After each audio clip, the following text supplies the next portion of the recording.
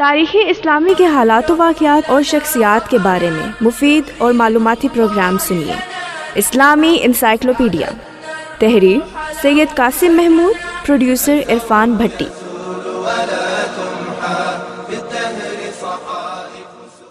آربری Arthur جان برطانیہ کے مستشرق 1947 میں کیمبرج میں عربی کے پروفیسر بنے۔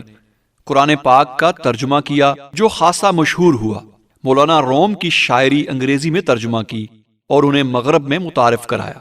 علامہ اقبال کے مجموعہ کلام رموز بے خودی اور جاوید نامہ بھی ترجمے کیے جو خاصے کی چیز ہیں۔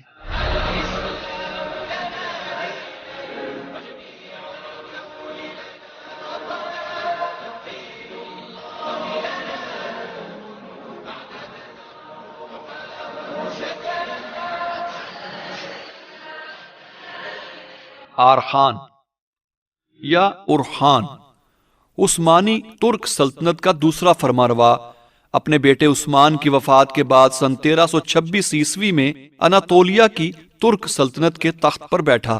ارطغرل کا پوتا تھا۔ اس نے عثمانی سلطنت کو ایشیائے کوچک سے نکوسیا اور نکومیدیا تک پھیلا دیا۔ اپنے باپ کی زندگی ہی میں بروسا کے شہر پر قبضہ کر لیا۔ چنانچہ یہی شہر عثمانیوں کی نئی حکومت کا صدر مقام قرار پایا۔ آرخان نے بازنطین کے کئی اہم شہر چھین لیے۔ چنانچہ سن 1345 میں قسطنطنیہ کے بازنطینی فرمانروا نے آرخان سے اپنی بیٹی کی شادی کر دی، لیکن سن 1357 عیسوی میں آرخان نے بازنطینی سلطنت سے گیلیپولی کا شہر بھی چھین لیا۔ آرخان بلند مرتبہ فرمانروا تھا۔ عثمانی سلطنت کے آداب اور قاعدوں کی بنیاد آرخان کے زمانے ہی میں پڑی۔ اس لحاظ سے سلطنت عثمانیہ کا اصل بانی وہی تھا۔ وہ ملکی انتظام و انصرام کا بڑا سلیقہ رکھتا تھا۔ اس نے مفتوحہ علاقوں کو کئی ضلعوں یا چھوٹے چھوٹے صوبوں میں بانٹ دیا۔ ہر ضلع سنجک کہلاتا۔ سنجک کے معنی جھنڈے کے ہیں۔ ہر سنجک کے حاکم کو حدود سلطنت وسیع کرنے کی مقدور بھر کوشش کرنے کی ہدایت کر دی گئی تھی۔ ہر حاکم کو نئی فوج بھرتی اور جاگیر عطا کرنے کا بھی اختیار تھا۔ آرخان کے بعد اس کا بیٹا مراد تخت نشین ہوا۔ اس نے جنوب مشرقی یورپ کا بہت سا علاقہ قبضے میں کر لیا۔ ادرنا اسی کے زمانے میں فتح ہوا۔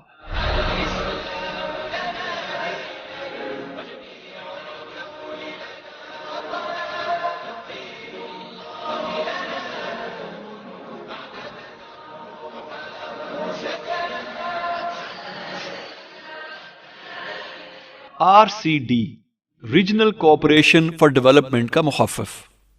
یہ ایک تنظیم ہے جو 1964 میں پاکستان، ایران اور ترکی نے باہم ثقافتی، معاشرتی، معاشی اور سیاسی تعلقات بڑھانے کی غرض سے قائم کی تھی۔ 1979 میں ایرانی انقلاب کے بعد ختم کر دی گئی، تاہم 1985 میں اسی سے ملتی جلتی ایک اور تنظیم ECO وجود میں آ گئی۔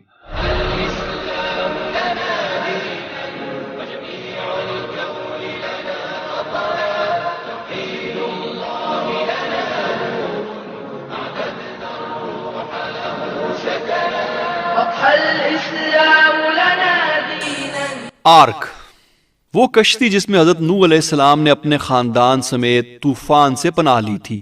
مختلف مذہبی روایات اور قرآن حکیم کے مطابق جب آپ کی عمر 950 برس کی ہو گئی اور آپ کی امت نافرمانیاں کر کے عذاب کی مستحق ٹھہری، تو اللہ نے آپ کو اس ارادے سے آگاہ کیا کہ وہ دنیا کو طوفان سے تباہ کرنا چاہتے ہیں، اور انہیں یہ حکم دیا کہ اپنے خاندان اور مویشیوں کو بچانے کی خاطر ایک کشتی تعمیر کر لیں۔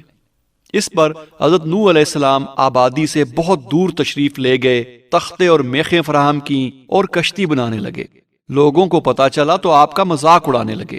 ان کا مذاق یہاں تک بڑھ گیا کہ انہوں نے بنی ہوئی کشتی کو گندگی سے بھر دیا، لیکن ہوا یہ کہ انہیں ایک مہلک بیماری نے آن لیا جس کا علاج اسی گندگی کو ٹھہرایا گیا۔ چنانچہ بہت جلد کشتی دھل دھلا کر صاف ہو گئی۔ آخر ایک روز اللہ کے حکم سے التنور کے مقام سے پانی ابلنا شروع ہوا اور بہت جلد روئے زمین پر پھیل گیا۔ نوح اور ان کے گھر والے اللہ کا نام لے کر کشتی میں بیٹھ گئے۔ دیکھتے ہی دیکھتے تمام قوم تباہ ہو گئی، سوائے کشتی والوں کے کہ انہوں نے نسل انسانی کا دوبارہ آغاز کرنا تھا۔ قرآن مجید میں ارشاد ہوتا ہے کہ نوح علیہ السلام کو حکم ملا، ہماری آنکھوں کے سامنے اور ہماری وحی کے مطابق کشتی بنا، اور ان کے بارے میں مجھے کچھ نہ کہہ، جو ظالم ہیں غرق کیے جائیں گے۔ اور وہ کشتی بنانے لگا۔ سورہ ہود۔ بائبل میں اس کشتی کو آرک کہا گیا۔ ڈاکٹر بلیکی لکھتے ہیں کہ اس کشتی کی تیاری میں 100 برس صرف ہوئے۔ کشتی کا طول 300 ہاتھ، عرض 50 ہاتھ اور اونچائی 30 ہاتھ تھی۔ اگر ایک ہاتھ کی لمبائی 22 انچ مانی جائے تو یہ کشتی 547 فٹ لمبی، 91 فٹ چوڑی اور 47 فٹ اونچی تھی۔ البیضاوی لکھتا ہے کہ اس کی تعمیر پر 2 برس صرف ہوئے۔ اس میں 3 منزلیں تھیں۔ اس میں نوح علیہ السلام، ان کی بیوی، تینوں بیٹوں اور بہوؤں کے علاوہ مختلف اقسام کے پرندے اور حیوانات بھی جمع کیے گئے۔ اس کے بعد طوفان شروع ہوا اور آنے واحد میں تمام علاقے کو اپنی لپیٹ میں لے لیا، حتیٰ کہ پہاڑیاں بھی پانی میں چھپ گئیں۔ یہ طوفان 40 دن تک برابر جاری رہا۔ کئی ماہ تک کشتی سمندر میں بہتی رہی اور آخر 7 ماہ بعد کوہ ارارات سے جا لگی۔ قرآن مجید میں کوہ جودی درج ہے۔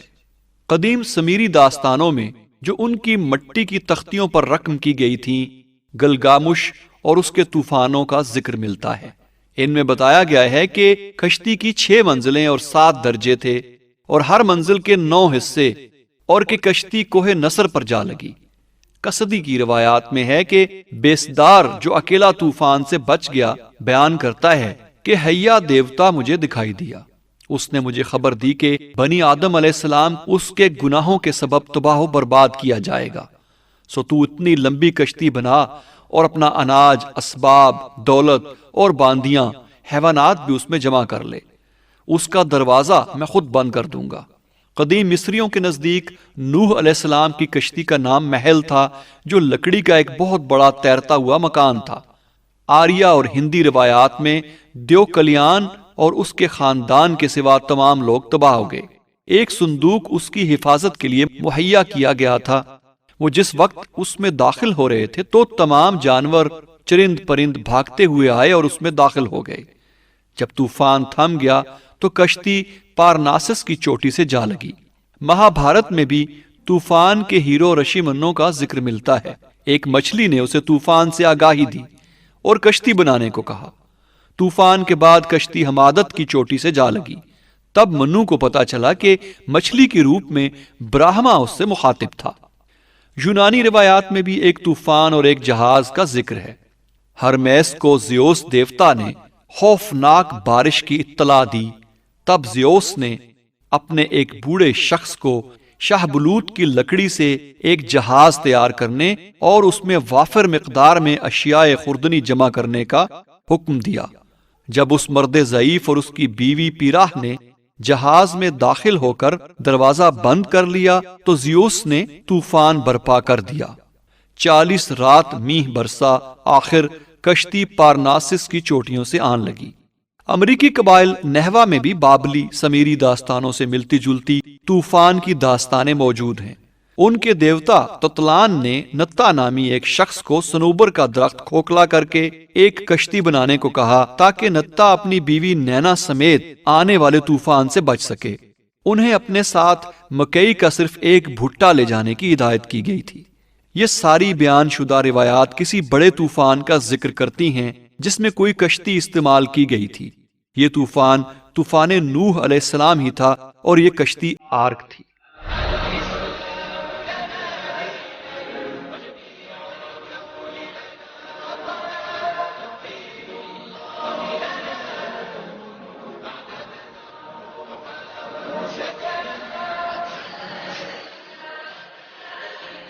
آرکاٹ بھارتی صوبے تامل ناڈو کے ضلع ویلور کا شہر۔ آبادی 50,000۔ 17ویں صدی عیسوی میں کرناٹک کے نوابوں نے اسے اپنی ریاست کا صدر مقام بنایا اور کئی عمارات اور مساجد تعمیر کرائیں۔ سن 1801 میں انگریز اس پر قابض ہو گئے۔ اسی شہر میں مشہور صوفی ٹیپو مستان اولیاء کا مزار ہے۔ اس مزار پر دعا کی برکت سے سلطان میسور حیدر علی کے ہاں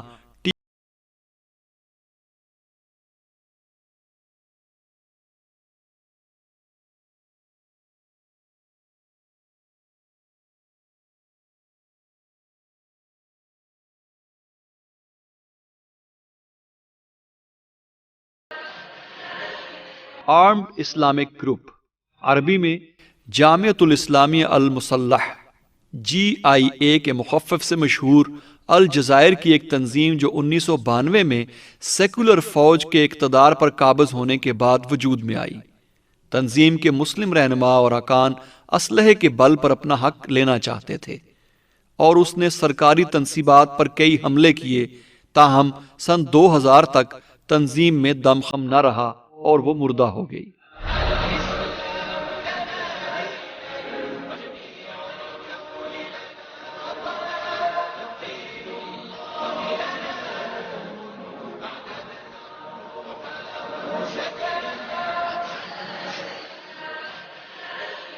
آرمسٹرانگ کیرن تقابل مذاہب پر تحقیق کرنے والی مشہور برطانوی مصنفہ اور سابق رومن کیتھولک نن، مقدس جنگ، صلیبی جنگیں اور ان کے آج کی دنیا پر اثرات، پیغمبر اسلام کی سوانح حیات، خدا کی تاریخ، اسلام ایک مختصر جائزہ، خدا کے لیے جنگ، یروشلم، ایک شہر 3 مذہب، بدھا، دیومالا کی مختصر تاریخ، دی بائبل، ایمان 11 ستمبر کے بعد اور خدا کا مقدمہ کیرن آرمسٹرانگ کی مشہور کتب ہیں۔ کیرن کی خاصیت یہ ہے کہ انہوں نے اسلام کے سلسلے میں مخالفانہ رویہ نہیں اپنایا بلکہ اسے فکری انداز میں پیش کیا۔ ان کا استدلال یہ ہے کہ تینوں عظیم مذہب یہودیت، عیسائیت اور اسلام کئی مشترک خصوصیات رکھتے ہیں، لہٰذا ان کے پیروکاروں کو چاہیے کہ آپس میں لڑنے جھگڑنے کے بجائے امن و امان سے زندگی بسر کریں۔ کیرن نے جنگجوئی دکھانے پر امریکہ کو اکثر تنقید کا نشانہ بنایا۔ وہ لگی لپٹی رکھے بغیر کئی مسائل پر مسلمانوں کی حمایت کرتی ہیں۔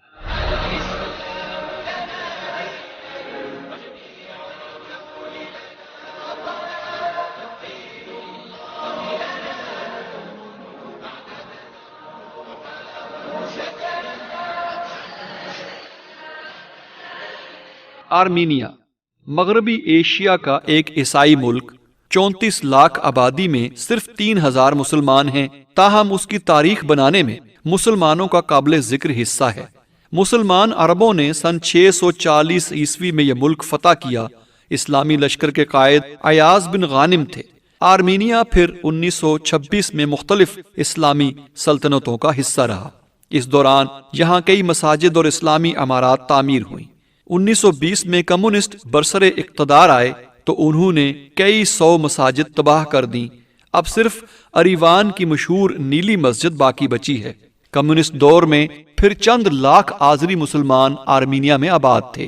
1990 میں آرمینیا کی نگورو قراباخ کے معاملے پر آذربائیجان سے جنگ شروع ہوئی تو تمام آذری مسلمان ہجرت کر کے اپنے اصل وطن چلے گئے۔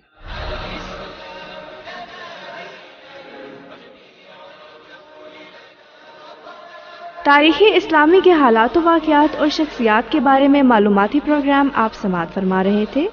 اسلامی انسائکلوپیڈیا، تحریر سید قاسم محمود، ریکارڈنگ انجینئرز واجد محمود، شاہد وقار، آواز و پروڈیوسر عرفان بھٹی، پیشکش Riphah institute of media sciences, Riphah international university.